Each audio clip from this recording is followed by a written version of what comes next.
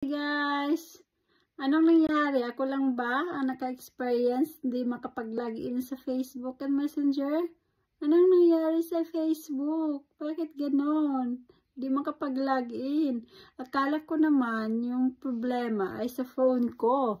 Ni-restart ko agad yung phone ko. Pag-restart, pag-open ng phone ko, ganon pa rin. Ayaw. Parang may problema sa Facebook ngayon, guys. Hindi ako makapag-login. Kayo kaya nakapag-login ba kayo? Dito, hindi ako makapag-login dito sa UK. Sa sulok sa mundo, ganun ba rin ba? Hindi makapag-login? Sana maayos na to. Sana. Comment down below guys kung saan kayo sulok sa mundo na hindi rin kayo makapag-login sa Facebook o sa Messenger. Akala ko ako lang.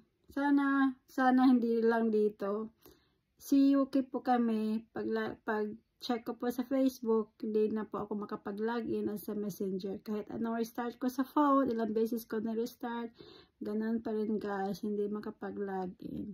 Hopefully, maayos po to. Bye guys!